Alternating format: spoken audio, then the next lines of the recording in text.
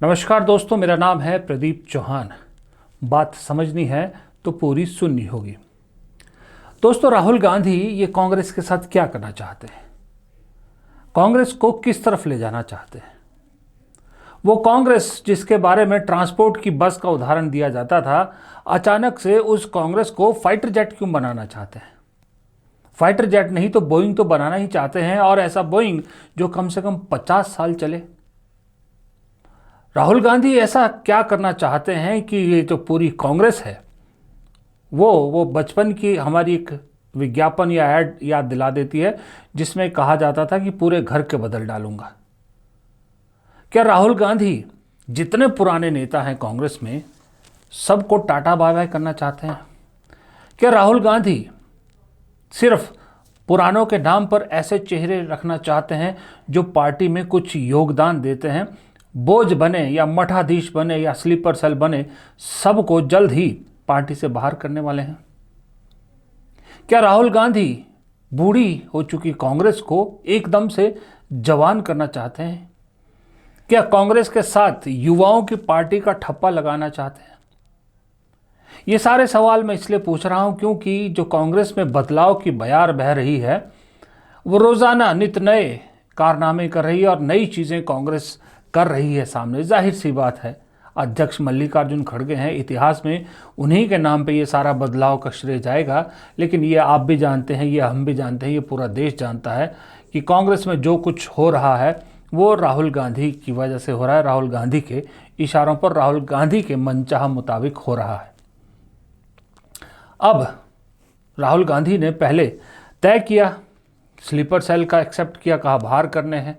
उसी ने इतना हड़कंप मचा दिया कि कांग्रेस के अंदर अभी भी लोग सांस अटकाए बैठे हैं कि पता नहीं किसका नंबर आ जाए, किसकी कुर्सी चली जाए। उसके बाद दशकों पुराने कांग्रेस के फॉर्मूले पर वापस लौट रहे हैं, जिसमें जिला अध्यक्षों को मेन पावर सेंटर बनाना चाह रहे हैं राहुल गांधी। 3 दिन से बैठक चल रही है, मतलब एक दिन पहले, एक कल और एक आज। पूरे देश भर के जिला अध्यक्षों के साथ बैठक होगी, जिला अध्यक्षों की बात सुनी जा रही है। जिला अध्यक्ष ने, शायद कांग्रेस का जिला अध्यक्ष कभी सपने में भी नहीं सोच सकता था कि एक दिन राहुल गांधी से वो मुलाकात कर सकता है, क्योंकि राहुल गांधी से मुलाकात तो बड़े बड़े नेता नहीं कर पाते कांग्रेस के। लेकिन जिला अध्यक्ष तो अपने कांग्रेस में ये हाल हो गया था कि जिला अध्यक्ष तो थे ही नहीं, जो थे भी वो अपने पार्टी अध्यक्ष से नहीं मिल पाते थे, तो राहुल गांधी से मिलना तो दूर की बात। लेकिन राहुल गांधी ने सीधा सबसे पहले, जब कांग्रेस में बदलाव की शुरुआत की, सबसे पहले कहा इसी दीवार को तोड़ते हैं, नए दफ्तर में नए साल में नई पार्टी बनाएंगे, कसम खाई। और उस कसम पर दिन लगातार नए नए एक्सपेरिमेंट कर रहे हैं। जिला अध्यक्षों को मजबूत करने के साथ साथ अब एक नई कवायद कांग्रेस ने शुरू की है। अब कांग्रेस ने सही कहा कांग्रेस ने कि इस देश में इकलौते जो पॉलिटिशियन थे, इकलौते जो राजनेता थे, जो प्रधानमंत्री भी बने, डॉक्टर मनमोहन सिंह, जो पहले प्रोफेशनल थे, उसके बाद राजनीति में आए। इस देश में जाहिर सी बात है बहुत से प्रोफेशनल ऐसे हैं जो नौकरी करके जितना लाइफ में सेटल होना था हो लिए, वो राजनीति में आना चाहते हैं लेकिन डरते हैं या उन्हें रास्ता नहीं मिलता। ऐसे लोगों को पार्टी में लाने के लिए doctor Manmohan Singh fellow programme Congress ने शुरू किया है, जिनको डॉक्टर के राजू ने, जैसा अभी आपको कहा कि मिड करियर प्रोफेशनल्स हैं, अब वो राजनीति में आना चाहते हैं, राजनीति के जरिए समाज में कुछ अपना योगदान देना चाहते हैं, उनके लिए doctor Manmohan Singh fellows programme जो आज हम लॉन्च कर रहे हैं, इस प्रोग्राम में 50 लोग हर वर्ष चुने जाएंगे और उनको मेंटोर करेंगे। हमारे यहाँ जो कांग्रेस पार्टी में प्रोफेशनल्स नेतृत्व दे रहे हैं, अलग अलग डिपार्टमेंट्स में हैं, डॉक्टर के राजू हैं उसमें, प्रवीण जी खुद हैं, और भी आपने अभी वो स्लाइड देखी, हम सब उसमें मेंटोर करेंगे। ऐसा नहीं है कि हम उनको मेंटोर करेंगे तो वो हमसे कुछ सीखेंगे, ऐसा भी है कि हम भी उनसे कुछ सीखेंगे। एक नया फ्रेश अप्रोच राजनीति की तरफ। मीडिया के लिए अगर मैं अपने डिपार्टमेंट में किसी को इंटर्न भी बनाता हूं तो मैं उससे भी कुछ सीखता ही हूं। तो ये आदान प्रदान भारत की राजनीति को और समृद्ध बनाएगा। कांग्रेस पार्टी, एक शब्द आज अभी हम बैठे थे, प्रवीण जी और राजू जी और मैं, तो एक इनक्यूबेटर का रोल प्ले करेगी।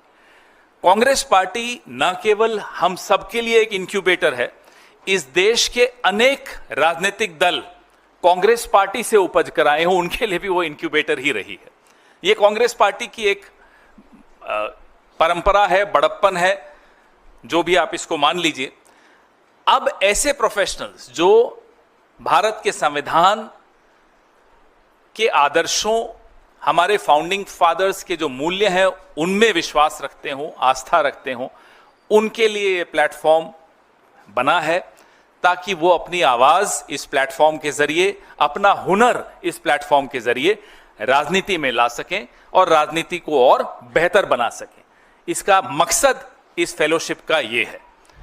अब आप ये देखिए, इससे पहले प्रोफेशनल कांग्रेस की एक यूनिट बनी हुई है, अब ये नया प्रोग्राम शुरू किया है। ज़िला अध्यक्षों की मैंने आपको बात की, ज़िला अध्यक्ष जो है वो मजबूत किए जा रहे हैं। 50 अंडर 50 का फॉर्मूला कांग्रेस तैयार कर रही है। हाल में जो प्रभारी बनाए गए हैं कांग्रेस का, उनका एज सेक्टर देख लीजिए, आप एज ग्रुप देख लीजिए, किस एज ग्रुप के प्रभारी बनाए गए हैं। NSUI यूथ कांग्रेस से निकले लोगों को ज़्यादा जिम्मेदारी दी जा रही है, प्रोफेशनल लोगों को साथ जोड़ा जा रहा है। तो राहुल गांधी दरअसल मुझे ऐसा लगता है कि पार्टी को एक कॉर्पोरेट स्टाइल लुक देना चाह रहे हैं। Corporate style in the sense कि वो नहीं कि जो प्राइवेट कंपनियां, जैसे अमेरिका में डेमोक्रेट या रिपब्लिकन पार्टी है, या बहुत से देशों में इस तरह का एक पार्टी में कल्चर होता है जहां पर प्रोफेशनल लोगों की एक अलग डिमांड होती है, जो हार्डकोर पॉलिटिशियन है उनकी एक अलग जगह होती है, प्रवक्ताओं की अलग जगह होती है। राहुल गांधी ऐसा ही कुछ करना चाहते हैं और मुझे ऐसा लग रहा है कि ये सारा प्रोग्राम अगले 50 साल का है कि कम से कम पार्टी को ऐसा खड़ा करना है कि 50 साल तक अब इतने बड़े बदलाव की ज़रूरत ना पड़े। इसकी वजह है कि जिससे राहुल गांधी मुकाबला कर रहे हैं उस पार्टी ने अपने आप को बहुत मजबूत किया। इसमें कोई शक नहीं कि पिछले 15 साल में बीजेपी एक बहुत बड़ी पार्टी बन गई है, एक तगड़ी फोर्स बन गई है, लेकिन उनके संगठन की कॉपी राहुल गांधी नहीं करना चाहते।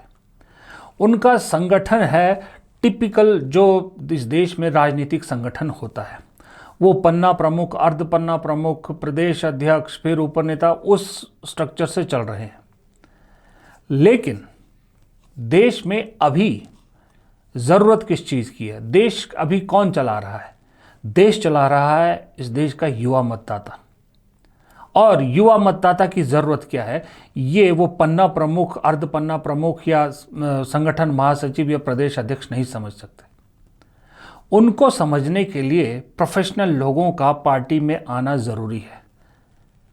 पार्टी की कन्वेंशनल पॉलिटिक्स, कन्वेंशनल संगठन से हट के नए रूप में, एक कॉर्पोरेट स्टाइल में, एक प्रोफेशनल स्टाइल में पार्टी का संगठन खड़ा करना चाह रहे हैं राहुल गांधी, ताकि युवाओं की बात समझी जा सके, युवाओं के सपनों पे काम किया जा सके और युवाओं की बातों को तरहीज दी जा सके, उस हिसाब से योजना बन सके।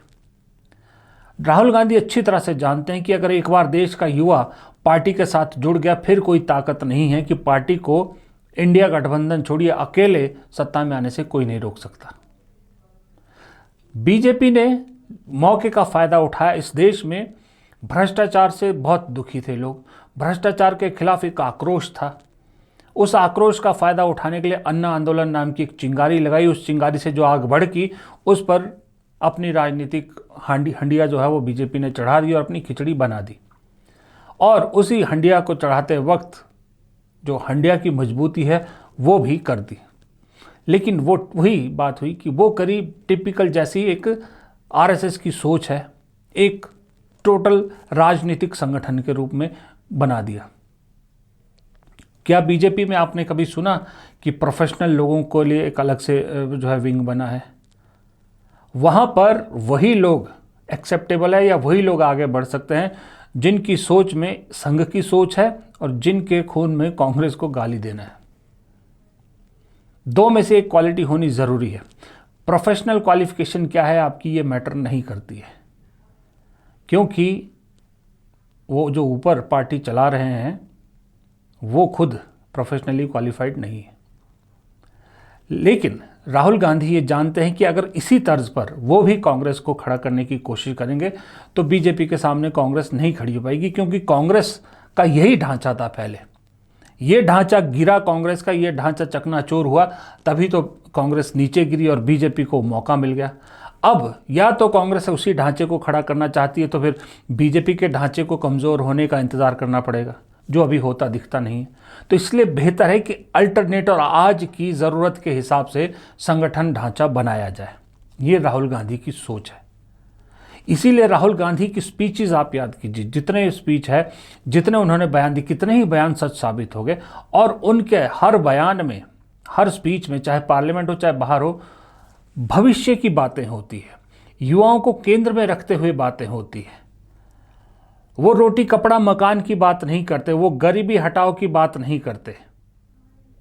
वो दो चीज़ें करते हैं, एक तो मोहब्बत बांटने की बात करते हैं, दूसरा कि इस देश को आगे बढ़ना है तो किस तरह से क्या काम करना चाहिए।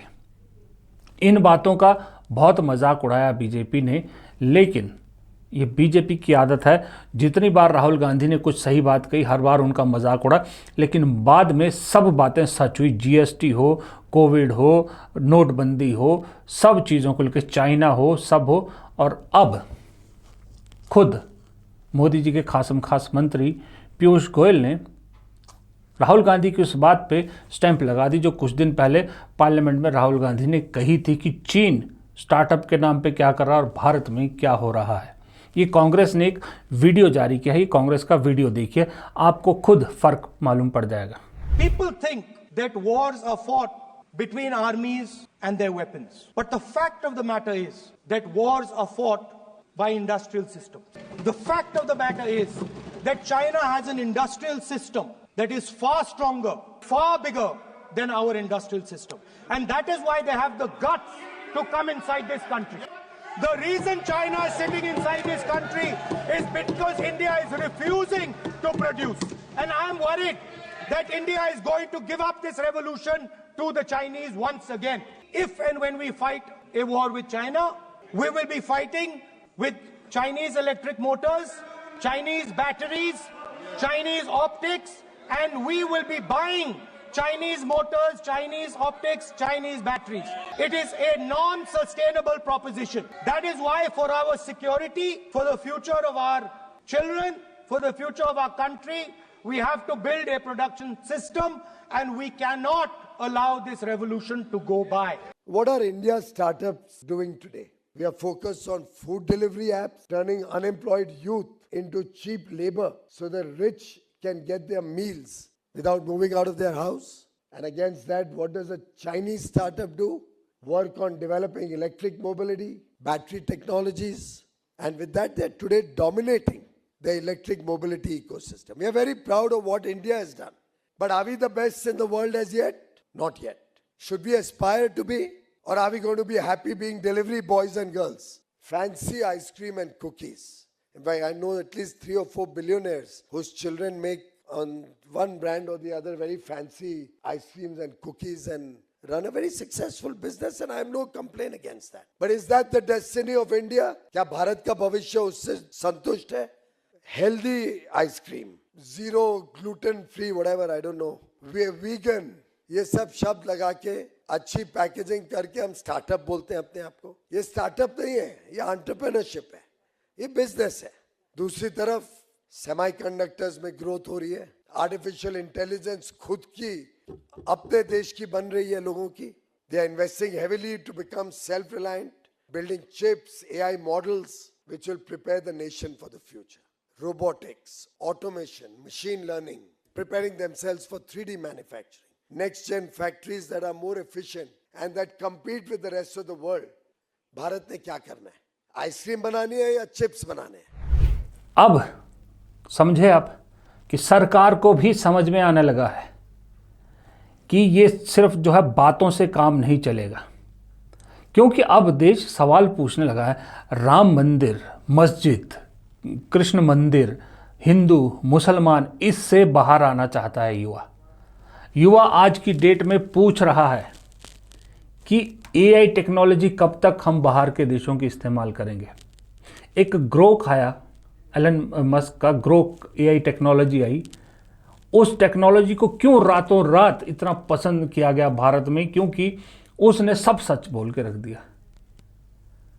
अब समझ में आ रहा है मोदी सरकार के कि टेक्नोलॉजी में हमें आगे बढ़ना पड़ेगा, हम पीछे नहीं ले जा सकते, पीछे देश को ले जा रहे हैं। ये देश को समझ में आ रहा है कि बाकी दुनिया के देश आगे बढ़ रहे हैं, हम पीछे जा रहे हैं, इसलिए अब धीरे धीरे बात करने लगे हैं कि आगे हम कैसे जाएंगे। जबकि राहुल गांधी शुरू से ये बात कर रहे हैं कि देश को मैन्युफैक्चरिंग हब बनना है, देश को कंडेंसर बनाने हैं, देश को मोबाइल बनाने हैं। कब से? आज से नहीं, मेरे ख्याल 5-6 साल से लगातार राहुल गांधी ये बात कर रहे हैं। इस सरकार को अब लग रहा है कि ऐसी बात करनी चाहिए। तो जो राहुल गांधी की सोच है भविष्य को लेकर, युवाओं को लेकर, उस सोच का संगठन के साथ मैच नहीं हो रहा था। कांग्रेस में जो संगठन चला रहे हैं लोग, या जो चला रहे थे, वो पुरानी सोच, वो 80 के दशक की सोच लिए बैठे थे, 90 के दशक का सोच लिए बैठे थे कि थक हार के लोग हमें ही चुनेंगे। वो बात राहुल गांधी को हजम नहीं हो रही थी, इसीलिए उन्होंने फ्रस्ट्रेशन में अध्यक्ष पद भी छोड़ा था। लेकिन अब उनको समझ में आया कि कोई ऐसा नहीं है जो उनके विजन को पार्टी में पूरा कर सके, इसलिए वो अपने विजन को पूरा करने के लिए खुद ये सारी कमान संभाले हुए हैं। फ्यूचरिस्टिक बातें करने के साथ साथ पार्टी को भी फ्यूचरिस्टिक करना चाहते हैं, ताकि देश का जो फ्यूचर है, यानी इस देश का युवा है, उसको बात समझ में आए, उसकी बात हम समझें और दोनों एक दूसरे से कनेक्ट हो, ताकि देश को औरंगजेब की तरफ ढकेलने की बजाय अब चांद से भी आगे की तरफ निकाला जाए। फिलहाल इस वीडियो में इतना ही। उम्मीद करता हूँ आपको वीडियो पसंद आया हो तो चैनल को सब्सक्राइब कर लीजिएगा, वीडियो को लाइक और शेयर कीजिएगा, कमेंट बॉक्स में अपना कमेंट करना मत भूलिएगा। और वही गुजारिश है कि कुछ आर्थिक मदद अगर आप करना चाहें तो ज्वाइन बटन और सुपर थैंक्स के ज़रिए हमारी मदद कर सकते हैं, क्योंकि थोड़ी सी दिक्कत आर्थिक अभी चल रही है। नमस्कार।